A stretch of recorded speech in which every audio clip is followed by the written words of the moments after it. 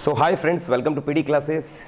आज का वीडियो बनाने का सिर्फ एक ही इंटेंशन है, हमारे एएमसी डॉक्टर इंटरव्यूज़ के लिए, उन डॉक्टर्स के लिए खास करके जो इंटरव्यू में जा रहे हैं और ये जानना चाहते हैं कि आज इंटरव्यू में क्या हुआ। तो उनको बताना चाहूँगा कि रैपिड फायर बेस्ड उन्होंने क्वेश्चनिंग करी है। They have asked abundant of questions together और समय आपको बहुत कम दे रहे हैं। कुछ स्टूडेंट्स मुझे बता रहे हैं sir hardly 5 minutes they are giving, और कुछ स्टूडेंट्स का तो ये कंप्लेन है सर 2 मिनट के अंदर इंटरव्यू कंप्लीट कर रहे हैं। तो मेरा मानना है कि 2 मिनट के अंदर इंटरव्यू कंप्लीट नहीं करना चाहिए, हमें भी दिख रहा है क्योंकि स्टूडेंट इतनी मेहनत करते हैं। एटलीस्ट कभी एएमसी का टाइम था जब 20 मिनट्स का इंटरव्यू होता था आपका, और अब समय आ गया है कि 2 मिनट 5 मिनट के अंदर वो फ्री कर रहे हैं। तो 13,000 स्टूडेंट्स का जो फॉर्म फिलिंग हुआ है, शायद उसका बर्डन उनको बहुत माइंड में डिस्टर्ब कर रहा है और उनको लगता है कि ये हमें इंटरव्यू फटाफट कंप्लीट करने हैं। क्वेश्चंस बताना चाहूँगा ताकि मेरे स्टूडेंट्स को बेनिफिट मिले। Flail chest, measles vaccines, gonorrhea, ENT manifestation of AIDS, acute abdomen, types of bites, head trauma, spine injury और chloroquine doses। इसके अलावा जो क्वेश्चंस उन्होंने पूछे हैं, measles vaccines और bite management, chest pain, heat stroke, तो ऐसे कुछ क्वेश्चंस हैं। और आपको बताना चाहूँगा एक अच्छी न्यूज़ कि जितने भी क्वेश्चंस उन्होंने पूछे हैं 99% क्वेश्चंस के टॉपिक्स मान लीजिए आपको इंटरव्यू गाइड पर सारे वीडियोस के साथ अवेलेबल है, आपके लिए अवेलेबल है दोस्तों वो वीडियोस। आप सिर्फ उन वीडियोस को सुनिए, बहुत कुछ सीखिए फ्री ऑफ कॉस्ट। अब बताना चाहूँगा हमारे स्टूडेंट्स को कि अब जो स्ट्रेटेजी है, जो पहले जो हमारी स्ट्रेटेजी थी जब आपका जो इंटरव्यू 15 मिनट 20 मिनट चलता था, स्ट्रेटेजी अलग थी। अब जो स्ट्रेटेजी है वो ये है दोस्तों कि आपका जो कॉन्फिडेंस लेवल है, आपका जो बताने का तरीका है, उसमें थोड़ा सा आपको स्पीड दिखानी है। उनको ये नहीं लगने देना कि आप उनका टाइम वेस्ट कर रहे हैं, क्योंकि इस चीज़ पे बड़ा वो कंसिडर कर रहे हैं, हर व्यक्ति को कम समय देने की बात कर रहे हैं। 7 मेंबर्स हैं वहाँ पर टोटल, जिसमें से किसी पैनल में there are 2 females, there is 1 female.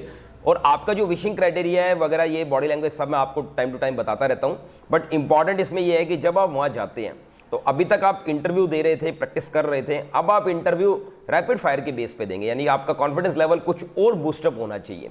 उसके लिए आप अबंडेंट ऑफ मॉक प्रैक्टिस कीजिए, बार बार मॉक देंगे, डेफिनेटली आपका कॉन्फिडेंस बिल्ड हो जाएगा। और अब जो स्ट्रेटेजी है वो बिल्कुल अलग अपनानी है। जो हमने 15 मिनट्स 20 मिनट्स के अंदर जो स्ट्रेटेजी अपनाई थी, अब वो स्ट्रेटेजी यहाँ काम नहीं देगी।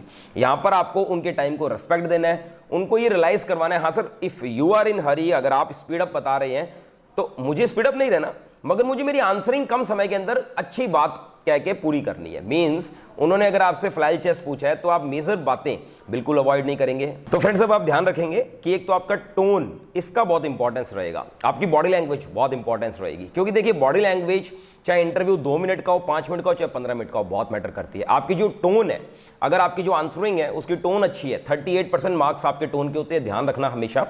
इसके अलावा एक स्ट्रेटेजी मैंने आपके लिए लिख के दी है कि आप सबसे पहले लैंग्वेज बैरियर नहीं समझेंगे। अगर वो आपसे डोजेस वगैरह पूछते हैं, क्लोरोक्विन की फुल डोजेस पूछी थी, तो यदि आपसे भी पूछते हैं कुछ मलेरिया या डेंगू कुछ भी पूछते हैं, अगर आपसे मलेरिया की डोजेस पूछते हैं तो ऑब्वियस है आप क्लोरोक्विन बेस्ड और आर्टीमीथर आर्टीथर किसी भी तरीके से आप बात करते हैं, तो आप हमेशा ध्यान रखेंगे कि आपकी टोन बहुत अच्छी होनी चाहिए, आपका लैंग्वेज बैरियर नहीं रहेगा। यानी कि आप हिंदी इंग्लिश किसी में बताइए, कोई प्रॉब्लम नहीं है, मगर जब बता रहे हैं उस समय आपका कॉन्फिडेंस जरूर शो होना चाहिए। तो इस बात का आप ध्यान रखेंगे।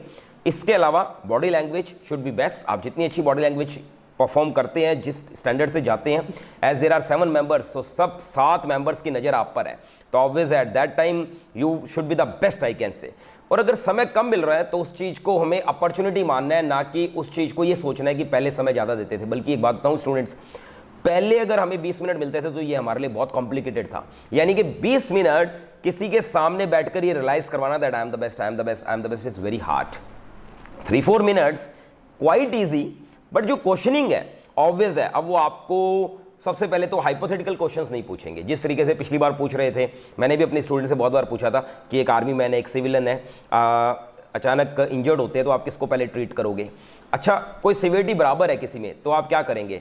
अगर मान लीजिए आपके सामने कोई पेशेंट आता है तो आप क्या करेंगे। तो ट्रायज एक मुझे लगता है सिस्टम आप अच्छे से जानते हैं, और वार सिस्टम के अंदर ये बिल्कुल डिफरेंट हो जाता है, यानी कि ऑपोजिट हो जाता है।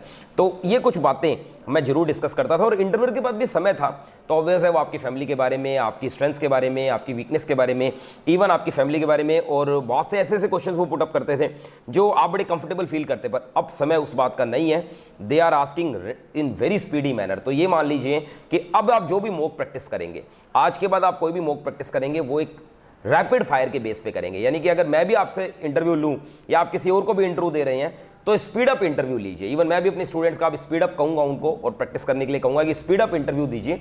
This is one of the best strategy that you can apply, और इस स्ट्रेटेजी से आप डेफिनेटली सक्सेस पा सकते हैं। फिर से बताना चाहूंगा, जब आप इंटरव्यू पैनल में जाएं आप ध्यान रखिएगा आपको 7 मेंबर्स को हैंडल करना है। You are not suppose to handle 1 member. इसलिए आपका जो बॉडी पोस्चर है, आपका जो विशिंग है, आपके जो बैठने का तरीका है, आपके जो आने का तरीका है, वो इतना स्टैंडर्डाइज होना चाहिए कि उनको लगना चाहिए यार वेरी डिसेंट पर्सनालिटी यार, ही इज रियली। और मॉक प्रैक्टिस इतनी बार करके जाओ कि जब वो आपसे क्वेश्चंस करें आप बिल्कुल फंबल ना हो, क्योंकि बहुत से बच्चों के पास नॉलेज बहुत होता है मगर फंबल हो जाते हैं। ऐसा आप नहीं करेंगे। बस इतनी सी आपको गाइडलाइन देनी थी। Thank you.